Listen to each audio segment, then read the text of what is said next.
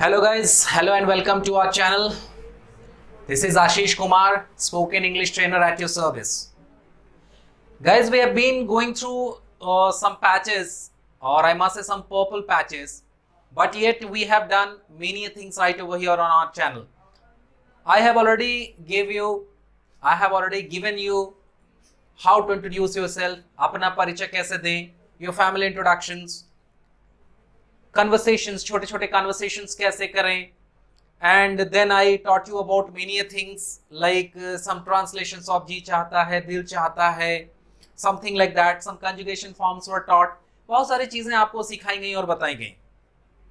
But before continuing to our today's video, I would like to tell you one thing that आपने सुना होगा कि most of the guys in spoken English or in spoken English classes they say कि ये grammar का कोई value नहीं है, स्पोकन इंग्लिश में ग्रामर का कोई यूज नहीं है. समटाइम्स दे से the same thing and sometimes बहुत सारे ऐसे आपने स्पोकन इंग्लिश ट्रेनर्स देखे होंगे जो स्पोकन इंग्लिश के नाम पर सिर्फ आपको ग्रामर पढ़ाते होंगे. ऐसी भी चीजें आपने देखी होंगी. तो these two things are almost absurd. ये दोनों ही चीजें ऑलमोस्ट एब्सर्ड हैं. क्यों है, बेतुका है, क्यों है, मैं बताता हूं आपको. ऐसा कुछ नहीं है कि अगर आप ग्रामर बिल्कुल फॉलो नहीं करोगे तो किसी लैंग्वेज को आप कर सकते हो. लैंग्वेज को अगर आपको करना है तो उसमें थोड़ा बहुत तो ग्रामर चाहिए ही चाहिए. आप हिंदी की बात ले लो तो मैं खाता हूं, ये कोई मेल बोलेगा, अगर कोई फीमेल बोलेगी तो बोलेगी मैं खाती हूं. अब आप कैसे कह सकते हो कि एक फीमेल बंदी बोलेगी मैं खाता हूं? वो तो नहीं बोलेगी ना. एक मेल कभी नहीं बोलेगा मैं खाती हूं. तो ये टेंस का बात हो गया यहां पर में. तो उसी तरह से ग्रामर का कुछ ना कुछ रोल तो स्पोकन इंग्लिश में भी है, या यूं कहें कि स्पोकन हिंदी में भी है, या जो भी आप भाषा बोलते हो उसमें थोड़ा बहुत ग्रामर होता ही होता है क्योंकि रूल्स होता है. सबसे जरूरी बात आपको यह समझनी है कि ग्रामर होता क्या है. तो ग्रामर की जो डेफिनेशन होती है वो ये होता है कि grammar is a set of rules written और अनरिटन. ध्यान से सुनिए, grammar is a set of rules written और unwritten that determines the structure of sentences. मतलब नियमों का संग्रह जो सेंटेंस स्ट्रक्चर बतलाए, जो वाक्य की बनावट बतलाए, उसे ही हम ग्रामर कहते हैं. तो स्पोकन इंग्लिश में भी तो हम वाक्य ही बोलते हैं ना, सेंटेंसेस ही बोलते हैं. तो अकॉर्डिंग टू मी, मुझे क्या लगता है कि in grammar few things are necessary. कुछ चीजें नेसेसरी है, बाकी चीजों को आप ऐसे ही लेके कर सकते हो. Like you need to learn about tense. आपको टेंस जानना चाहिए बिकॉज सही टेंस नहीं जानेंगे तो आप सेंटेंसेस को कभी सही नहीं बोल पाएंगे. टू सम एक्सटेंट आपको वॉइस की जानकारी भी होनी चाहिए. वॉइस की जानकारी इसलिए होनी चाहिए कि कॉम्प्लिकेटेड सेंटेंसेस को आप समझ सके, इंग्लिश में न्यूज़पेपर रीडिंग वगैरह करते वक्त आपको कोई दिक्कत या परेशानी ना हो. तो इन सारे चीजों को अगर हम लोग सम अप करें, कंबाइन करें, तो कई सारी चीजें निकल करके भी आती हैं. तो अब जो हमारा अटमोस्ट टारगेट है वो ये है कि I would let you know about tense. मैं आपको अब टेंस के बारे में सिखाऊंगा, पढ़ाऊंगा, because tense is I must say half of your spoken English is done when tense is done. सीधी सीधी भाषा का मैं प्रयोग करूं तो आधा स्पोकन इंग्लिश आपका हो गया यदि आपका टेंस हो गया, राइट. लेकिन टेंस पर जाने से पहले मैंने पिछली वीडियोस में कंजुगेशन फॉर्म पढ़ाए थे, उसको थोड़ा सा आगे ले जाते हुए आज एक नया टॉपिक देखते हैं. और आज की जो हमारी टॉपिक है वो ये है 9 kinds of WH. Means we are talking about WH words. हम लोग WH वर्ड्स के बारे में बात कर रहे हैं, जिसे आप नॉर्मल भाषा में क्वेश्चन वर्ड्स भी कहते हैं. क्वेश्चन वर्ड्स कहा जाता है क्योंकि इनसे क्वेश्चंस किए जाते हैं, but basically they are WH words. ये WH वर्ड्स हैं. कौन कौन से हैं जरा देखें. तो ये हैं what, when, who, which, how, where, whose और whom. एक यहां हमारा बच गया why. तो ये पूरे के पूरे जो 9 लिखे हुए ये सारे शब्द ही कहलाते हैं 9 काइंड्स ऑफ WH.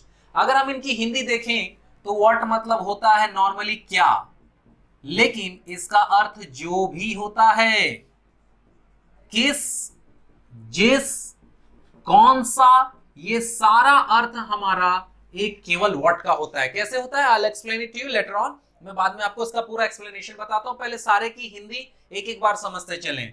व्हेन मतलब होता है कब या जब, किस समय या जिस समय. हु मतलब कौन या जो, ये व्यक्ति के लिए यूज किया जाएगा. विच मतलब भी कौन या जो, लेकिन ये वस्तु के लिए यूज किया जाएगा। हाउ मतलब होता है कैसे। अब ये WH में थोड़ा सा उल्टा हो गया, ये खाली H से होता है। जैसे हाउ से कितना का भी सेंस निकाला जाता है, इसका अर्थ जितना भी होता है, कितना जितना। वेयर मतलब जानते होंगे आप, कहां, जहां, किस जगह, जिस जगह। हुज मतलब हो गया किसका, जिसका, किनका, हिंदी में रेस्पेक्ट देने के लिए किनका, जिनका। अब आते हैं हुम में, किसको, जिसको, किनको, जिनको। और वाई मतलब हो गया क्यों, किस लिए, जिस लिए। तो ये है वो 9 काइंड्स ऑफ WH और ये रही इनकी हिंदी। अब आप कह सकते हैं कि आज तक हम लोगों ने यही जाना कि हु मतलब कौन, व्हाट मतलब क्या, वेयर मतलब कहां। आप ये दूसरी चीजें क्यों बता रहे हैं। ये दूसरी चीजें अगर आप जानते भी हैं तो शायद यूज में कंफ्यूज हो जाते होंगे कि कैसे इनके यूज करते हैं। तो इससे पहले कि इस चीज को और डिटेल में हम लोग करें, थोड़ा सा ग्रामर पर वापस मूव ऑन करते हैं, हालांकि यहां रिक्वायर्ड नहीं है। आपने शायद पढ़ा होगा इंट्रोगेटिव प्रोनाउन और रिलेटिव प्रोनाउन। तो इसमें जो आप देख रहे हैं क का उच्चारण वाला है, ये इंट्रोगेटिव प्रोनाउन हो गया। और ये जो ज का उच्चारण वाला है, ये रिलेटिव प्रोनाउन हो गया। अगर आपको ग्रामर में बिल्कुल इंटरेस्ट नहीं है तो लेट इट बी, छोड़ दीजिए उसे और यहां ही आइए। बस इतना ही समझिए कि आप ये देखिए कि इन सारे WH से क का भी उच्चारण हो रहा है, यानी इनसे सवाल भी किया जा रहा है। और फिर ज का भी उच्चारण हो रहा है, यानी इनसे जवाब भी दिया जा रहा है। तो अब प्रश्न ये उठता है कि WH से किस अवस्था में या कब हम लोग क्वेश्चन करते हैं और किस अवस्था में या कब हम लोग WH से आंसर करते हैं। तो इस चीज को समझने के लिए हम लोग एक नोट देखते हैं और नोट से समझने की कोशिश करते हैं। मैं इसे इरेज करता हूं, 1 मिनट का टाइम लेंगे। चलिए, जो मैंने अभी कहा नोट को देखें। एक मैंने छोड़ा हुआ है, बाकी सारे मैंने इरेज कर दिए और नोट के बाद मैं इन चीजों को एक्सप्लेन करता हूं, आप देखें। नोट में ये आप समझें कि जब WH वर्ड्स के बाद हेल्पिंग वर्ब आए, जब WH वर्ड्स के बाद हेल्पिंग वर्ब आए तो WH का उच्चारण क से करें। तो WH का उच्चारण क से करें और सेंटेंस इंट्रोगेटिव हो जाता है। वाक्य जो है हमारा प्रश्नवाचक हो जाएगा, सेंटेंस इंट्रोगेटिव हो जाता है। और जब WH के बाद या WH वर्ड्स के बाद सब्जेक्ट, यानी अपनी भाषा में कहें तो नाउन या प्रोनाउन आए, क्योंकि आपको पता ही होगा कि सब्जेक्ट जो है नाउन या प्रोनाउन ही बनता है। तो जब WH के बाद सब्जेक्ट यानी नाउन या प्रोनाउन आए तो WH का उच्चारण ज से करें। WH का उच्चारण ज से करें और सेंटेंस यानी हमारा वाक्य अफर्मेटिव हो जाता है। और सेंटेंस अफर्मेटिव हो जाता है। इस नियम को फिर से एक बार देख लें और पढ़ें कि जब WH वर्ड्स के बाद हेल्पिंग वर्ब आए तो WH का उच्चारण क से करें और सेंटेंस इंट्रोगेटिव हो जाता है। और जब WH वर्ड्स के बाद सब्जेक्ट यानी नाउन या प्रोनाउन आए तो WH का उच्चारण ज से करें और सेंटेंस अफर्मेटिव यानी सकारात्मक हो जाता है। इस चीज को समझने के लिए जरा एग्जाम्पल देखें। मैंने अगर पूछा किसी से कि where are you going, where are you going, तो यहां देखिए WH श्रेणी का वर्ड है हमारा शुरू में और इसके बाद आ गया है हमारा हेल्पिंग वर्ब। तो यहां पर आपको जो नियम लिखा है कि जब WH के बाद हेल्पिंग वर्ब आए तो WH का उच्चारण क से करें और सेंटेंस इंट्रोगेटिव हो जाता है। यानी इसकी हिंदी होगी आप कहां जा रहे हैं या तुम कहां जा रहे हो। आप कहां जा रहे हैं या तुम कहां जा रहे हो। यहां देखिए WH वेयर का उच्चारण क से हो रहा है यानी कहां। लेकिन अगर इसी सेंटेंस को हम थोड़ा सा इस तरह लिख दें कि वेयर यू आर गोइंग, तो अभी देखिए कि WH तो अपनी जगह पर में खड़ा है, लेकिन इसके बाद आ गया सब्जेक्ट यानी नाउन या प्रोनाउन आ गया। तो क्या नियम में लिख रहा है ऊपर देखिए कि जब WH के बाद सब्जेक्ट यानी नाउन या प्रोनाउन आए तो WH का उच्चारण जो है वो ज से करें और सेंटेंस अफर्मेटिव हो जाता है, यानी इसकी हिंदी हो जाएगी जहां आप जा रहे हैं। आप कहां जा रहे हैं? तो जहां आप जा रहे हैं। यहां देखिए WH का उच्चारण ज से हो गया जहां। तो यहां पे वेयर का मैंने एग्जांपल लिखा था, आप व्हाट का ले सकते हैं, हु का ले सकते हैं, कुछ भी। किसी ने आपसे पूछ दिया हु आर यू, आप कौन हैं, आपको मजाक करने का मन कर रहा है, उसको स्ट्रेट अवे अपना बारे में बताने का मन नहीं कर रहा है, तो आप कह सकते हैं हु यू आर, जो आप हैं, मतलब मैं आदमी हूं, आप भी आदमी हैं। वेयर आर यू गोइंग, तुम कहां जा रहे हो, वेयर यू आर गोइंग। आ रही बात समझ में? लेकिन कोई अगर ये पूछ दे कि हु इज योर पापा, तो ये मत आंसर कर दीजिएगा हु योर पापा इज, मतलब तुम्हारे पापा कौन है, तो जो तुम्हारे पापा है, तो फिर मारा पीटी हो जाएगी, लड़ाई झगड़ा हो जाएगा। ये आंसर कब किसको कर सकते हैं? जब आपका भाई बहन खुद आपसे ये क्वेश्चन पूछे कि हु इज योर पापा, तब उनको आंसर कर सकते हैं हु योर पापा इज। जैसे ही हेल्पिंग वर्ब आगे आएगा, आप देख रहे हैं हेल्पिंग वर्ब आगे आएगा, वो क्वेश्चन बनेगा, और जैसे ही सब्जेक्ट आगे आ जाएगा, हेल्पिंग वर्ब पीछे चला जाएगा, वो आंसर बनेगा। इसके जवाब देते वक्त आपको ध्यान रखना है कि आप कुछ एब्सोल्यूट जवाब ना दे दें, बेतुका जवाब ना दे दें। जैसे अगर कोई आपसे पूछता है व्हाट इज योर नेम, आपका क्या नाम है, तो आप ये नहीं बोल देंगे कि व्हाट योर नेम इज, जो आपका नाम है। ये नहीं कि आप बोलेंगे कि मैंने एक वीडियो देखा था, सर ने सिखाया था कि WH से आंसर भी करते हैं, तो मैंने आंसर कर दिया व्हाट योर नेम इज। ये गलत है। आप ये तभी आंसर करेंगे जब जो व्यक्ति आपसे पूछ रहा है, आपको पता है कि उसका भी सेम नेम है जो आपका नेम है, तो आप बोलिए व्हाट योर नेम इज, अरे तो फिर आप अपना नाम बताइए। तो मेरे कहने का मतलब ये है, इस पूरे नोट के एक्सप्लेनेशन से ये बताने की मैं कोशिश कर रहा हूं कि इस WH से न सिर्फ आप क्वेश्चन कर सकते हैं, बल्कि इस WH से आंसर भी कर सकते हैं। और इस पूरे एक्सप्लेनेशन को बताने का मेरा बस यही यूज था, यही तुक था, यही पर्याय था कि मैं आपको यही बताना चाहता था कि ये रहा WH। अब अगर आपने कंजुगेशन फॉर्म पढ़ा होगा, तो उसमें पढ़ा होगा कि कंजुगेशन फॉर्म 4 तरह के होते हैं, अफर्मेटिव, नेगेटिव, इंट्रोगेटिव और इंट्रोगेटिव नेगेटिव। एग्जाम्पल वाइज समझे, मैं खाता हूं तो आई ईट, तो ये एक अफर्मेटिव सेंटेंस है। इसमें अगर हम नो नॉट कहीं लगा दें तो ये नेगेटिव बन जाएगा। तो नो नॉट लगाते हैं जब भी हम हेल्पिंग वर्ब के साथ लगाते हैं, ऐसे कभी भी किसी में नो नॉट नहीं लगेगा। जब भी नो नॉट लगेगा वो हेल्पिंग वर्ब यानी सहायक क्रिया में लगेगा। तो मैं खाता हूं आई ईट, अब अगर कहना है कि मैं नहीं खाता हूं, ये उसका नेगेटिव हुआ, तो उसको बोलना होगा I don't eat, I do not eat. ये टेंस का रूल है, मैं आगे टेंस पढ़ाऊंगा, मैंने पहले ही बोला हुआ है, वो सारी चीजें मैं क्लियर करता चलूंगा, आपको टेंशन नहीं लेना। तो आई डू नॉट ईट या आई डोंट ईट मतलब हुआ मैं नहीं खाता हूं।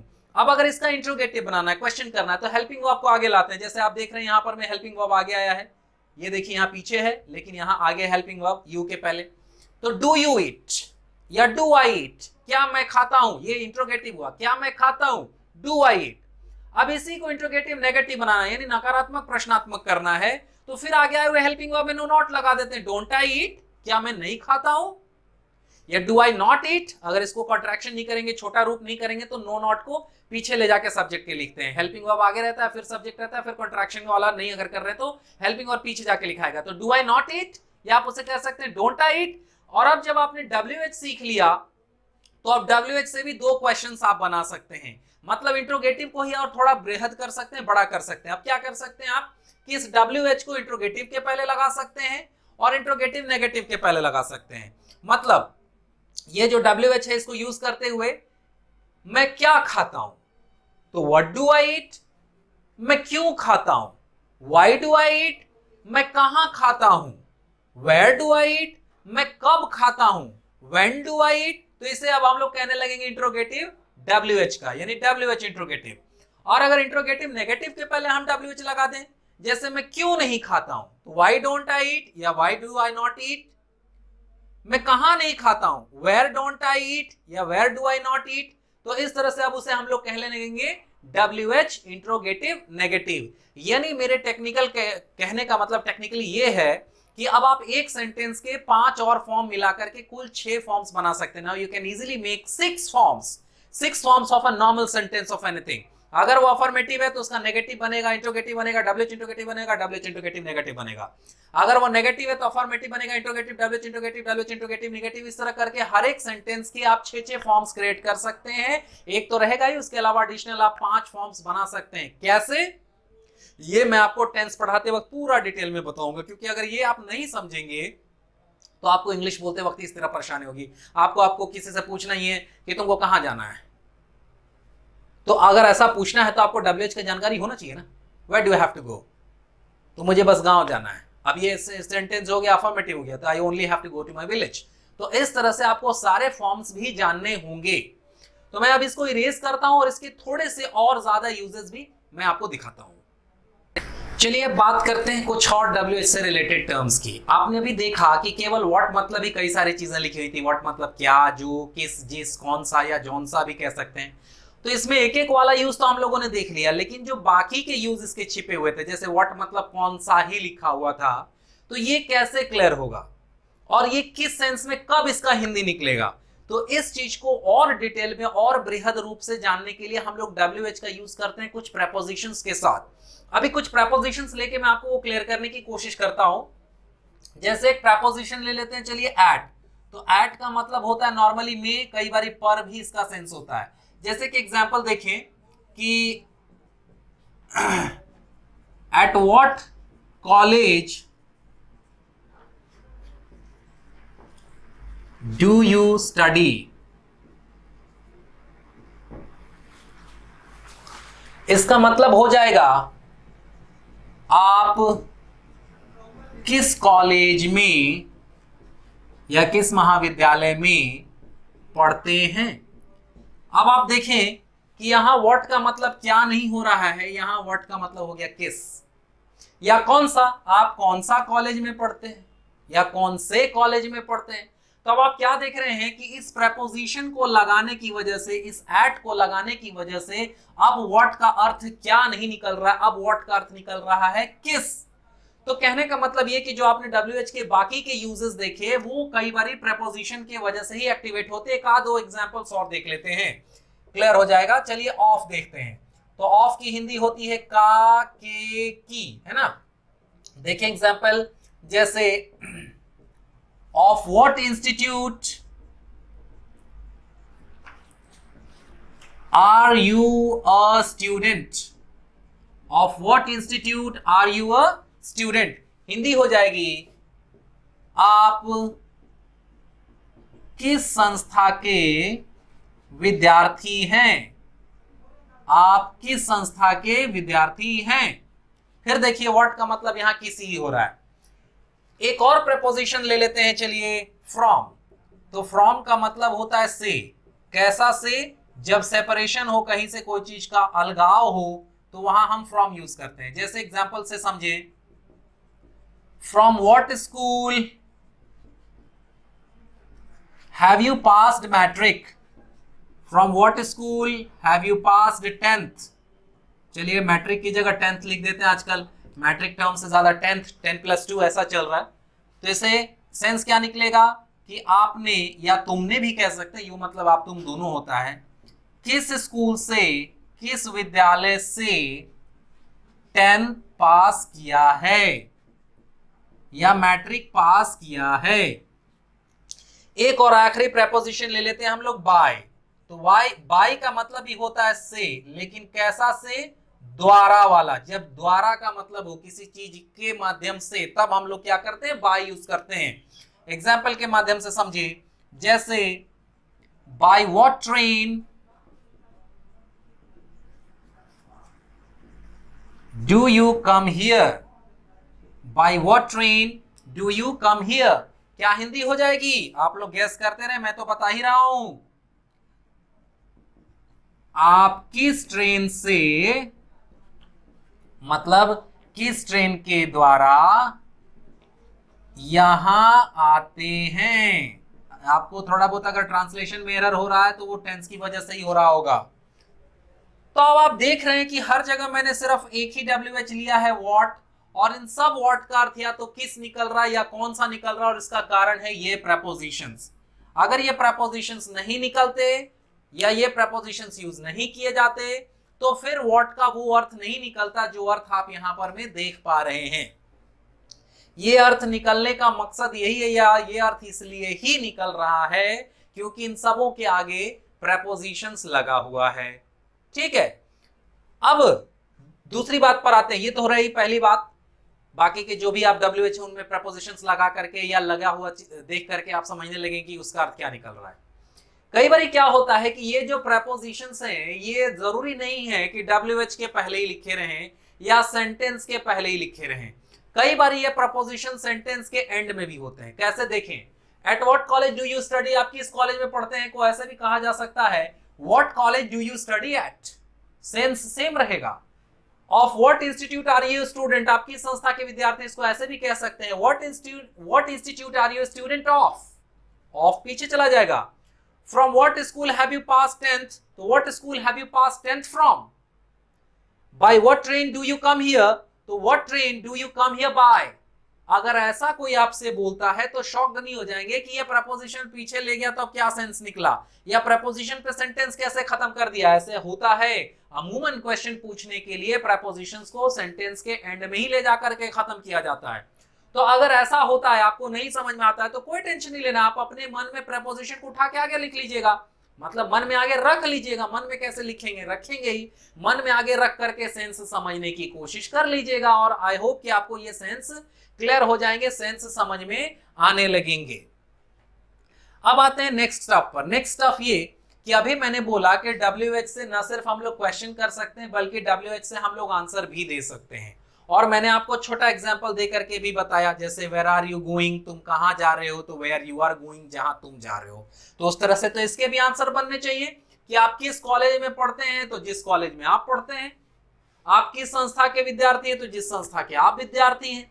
तो ऐसा करने के लिए क्या करेंगे, वहां तो बड़ा आसान था, मैंने बोला कि जब हेल्पिंग वर्ब आगे आ जाए तो क्वेश्चन, और जब हेल्पिंग वर्ब सब्जेक्ट के पीछे चला जाए तो आंसर, यानी जब सब्जेक्ट आगे आ जाए तो आंसर। तो अब यहां क्या करेंगे, यहां तो बड़ा लंबा लंबा दिख रहा है, लंबा सेंटेंस देखने से कोई डर नहीं लगना चाहिए, आपको हेल्पिंग वर्ब ढूंढने आना चाहिए। आप इस पूरे सेंटेंस में देखिए, ये है हमारा हेल्पिंग वर्ब डू, सहायक क्रिया क्या है हमारा डू। तो at what college do you study, आप किस कॉलेज में पढ़ते हैं, इसमें बस डू को उठा के इस यू के पीछे ले आइए कि eight what college you do study. और अगर आपको डू नहीं लगाने की इच्छा है तो नहीं भी लगा सकते हैं, क्योंकि प्रेजेंट इंडेफिनिट का रूल है कि उसमें अफर्मेटिव सेंटेंसेस में डू डज लगाने की कोई आवश्यकता नहीं होती, नेगेटिव से लगता है। लेकिन अभी आप सीख रहे हैं, मैंने टेंस शुरू नहीं किया, अगर आप जानते हो तो वेल एंड गुड, ये बात आपको समझ में आ गई होगी मैंने अभी क्या बोला। लेकिन अगर आपको ये नहीं समझ में आ रही कि मैंने अभी कौन सी बात बोल दी, तो टेंशन नहीं लेना है, बस आप ये समझे कि डू आप लगा भी सकते हैं, थोड़ा सा उसमें जोर पड़ता है, बस और कुछ नहीं। तो at what college do you study, तो at what college you do study, जिस कॉलेज में आप पढ़ते हैं, आंसर बन गया।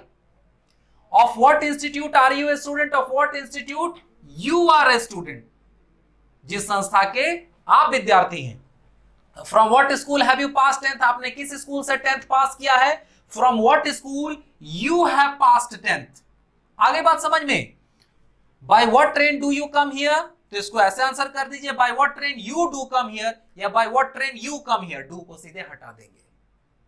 तो इस तरह से not only you can ask questions with the help of WH, आप न सिर्फ WH की मदद से क्वेश्चंस कर सकते हैं, but also you can answer with the help of WH, आप WH की मदद से आंसर भी कर सकते हैं, जवाब भी दे सकते हैं। And if you have control over WH, if you have command over WH, यदि आपका WH के ऊपर नियंत्रण हो जाए, WH के ऊपर कमांड हो जाए, तो your English skills, your English speaking skills, your English writing skills, your English understanding skills, each skills would be developed. आपके सारे जो स्किल्स हैं, सारे जो गुण हैं, दक्षता है, कुशलता है, वह जो है निखर जाएगी। तो आज के सेशंस के लिए मैं इतना ही रखूंगा। यू सी, मैं ज्यादा लंबी लंबी वीडियो स्पोकन इंग्लिश के नहीं बनाता हूँ। रीजन यही है कि मैंने बार बार आपको पहले भी कहा है, आज थोड़ी सी हो सकता है कि मेरी वीडियो लंबी चली गई हो, लेकिन मैंने आपको पहले भी बोला है कि मैंने खुद भी अपनी वीडियो शूट करने के पहले बहुत सारे स्पोकन इंग्लिश वीडियोस देखे, और मैंने देखा कि उनके जो पढ़ाने का अंदाज है या सिखाने का अंदाज है, तो थंबनेल बड़ा अच्छा लगाते हैं। 11 घंटे में सीखे फर्राटेदार इंग्लिश बोलना, ये तरीके आजमाओ, तुम इंग्लिश फटाफट बोलोगे, कभी घबराहट नहीं होगी, डर नहीं लगेगा। इतने अच्छे अच्छे लाइंस लिखते हैं, वो इतना अच्छा अच्छा थंबनेल बनाते हैं कि न चाहते हुए मेरे जैसा आदमी भी उस पर क्लिक करके देखता है कि यार कैसा तरीका है। और वो कहावत है ना, खोदा पहाड़ निकली चुहिया, to make hill mole of a mountain, वही वाली बात है कि छोटा सा चीज को हम लोग बढ़ा चढ़ा करके कह तो देते हैं, लेकिन अंदर जब देखते हैं तो बिग बोस्ट स्मॉल रोस्ट वाला हाल है, माने ऊंची दुकान फीका पकवान वाला हाल है, उसमें कुछ ऐसा मिलता नहीं। तो मैंने अपना जो फोकस किया है वो सिर्फ कंटेंट पर फोकस किया है। तो मैं बार बार आपको एक चीज कह रहा हूं कि आप प्रैक्टिस करो, कितनी भी चीज हम लोग आपको ऑनलाइन के माध्यम से दे दें, कितना भी आपको ग्रामर सिखा दें, कितने भी ट्रांसलेशंस करा दें, कितने भी डमी वीडियोस भी बना के दिखा दे। सपोज मैंने आपको कन्वर्सेशन का कोई डमी वीडियो बना दिया, अपने साथ किसी स्टूडेंट को खड़ा कर दिया, उसको कहा चलो कन्वर्सेशन करो, या कोई ऑफलाइन क्लास में से कोई फुटेज लेकर के इस वीडियो के साथ अटैच करके आपको दे दिया, तो आइडियाज तो आपको मिल ही जाएंगे कि हाँ ये चीजें होती कैसी हैं, लेकिन करना तो आप ही को है ना, करना तो आप ही को है। तो unless and until you start practising, जब तक आप प्रैक्टिस करना शुरू नहीं करते हैं तो ये सारी चीजें विल गो इन वेन, बेकार हो जाएंगी, बर्बाद हो जाएंगी, कोई फायदा नहीं होगा। तो again let me tell you, 100% effort करिए अपना, try and give your 100% effort and try to practise, never leave your practice behind, कभी प्रैक्टिस पीछे मत छोड़िए। If you are a cricket level like me, I am a very much die heart fan of cricket, I must say, मैं cricket का बहुत बड़ा fan हूं, like other Indians as well, बहुत सारे इंडियंस हैं। आप में से अगर कुछ लोग होंगे उनको बुरा लग रहा होगा क्योंकि कई लोगों को क्रिकेट से नफरत भी है, लेकिन भाई मैं क्रिकेट का फैन हूं। तो मैं आपको बताऊं कि विराट कोहली साहब जैसे भी महान प्लेयर, पिछले जमाने में सचिन तेंदुलकर साहब भी महान प्लेयर हैं, तो उन लोगों का भी दिन खराब हो जाता था, और जब वो खराब नॉक खेलकर आते थे तो जिस वजह से उनका खराबी हुआ है, जिस वजह से वो आउट हुए, उस वजह पे वो काम करते थे और फिर जाके प्रैक्टिस करते थे। कोई भी प्लेयर मैदान में उतरने से पहले प्रैक्टिस करता है। मैं भी जो आपको पढ़ाने आता हूं तो इसको मैंने कई बार ही पढ़ाया है, एक बार दो बार नहीं, शायद 1000 बार पढ़ाया है, तब जाकर के इस कॉन्फिडेंस से मैं कैमरे को फेस करता हूं, तब जाकर के मैं इस कॉन्फिडेंस से स्टूडेंट को फेस करता हूं, तब जाके मैं इस कॉन्फिडेंस से बोर्ड पर कोई चीज सिखाता हूं। तो प्रैक्टिस का कोई सब्स्टिट्यूट नहीं होता। आपको इंट्रोडक्शन ही है, प्रैक्टिस करिए, फैमिली इंट्रोडक्शन है, प्रैक्टिस करिए, मैंने कहा कन्वर्सेशन से जैसी छोटी मोटी चीजें हैं, प्रैक्टिस करिए, और भी मैं बहुत सारी चीजें अभी आपको सिखाने जा रहा हूं कि आप उन सबों के भी प्रैक्टिस करिए, और जितनी ज्यादा आप प्रैक्टिस करेंगे उतने ही ज्यादा चांसेस हैं आपके सफल होने के। The more you practise the more chances are for your success. I hope कि आपको ये बात समझ में आ गई होगी। थोड़ा सा मैंने बीच में मोटिवेशनल स्टफ भी दे दिया, आपको थोड़ा सा मोटिवेट करने की कोशिश किया, but this is not my job for the time being, अभी के लिए ये मेरा जॉब नहीं है। मोटिवेशन तभी काम आता है जब आप करना शुरू कर देते हैं और कुछ छोटे मोटे निगल्स आते हैं। अभी तो आई होप मुझे लगता है आपने शायद शुरू भी नहीं करा होगा, that's why I am telling you कि for the time being it doesn't need motivation, क्योंकि शुरू में मोटिवेशन के बगैर भी आदमी बहुत तेजी से काम करता है, धीरे धीरे धीरे धीरे धीरे धीरे मोटिवेशन खत्म होती है, उस वक्त मोटिवेशन का जरूरत पड़ता है, उस वक्त एग्जाम्पल्स की जरूरत पड़ते हैं। For the time being I would only suggest you और I would only request you, keep practising and keep learning. With this, today, this is Ashish Kumar signing off, and have a great day. Enjoy our next session. Wait for the next session. Something better and bigger coming up for you. Thanks for watching. Have a great day, guys.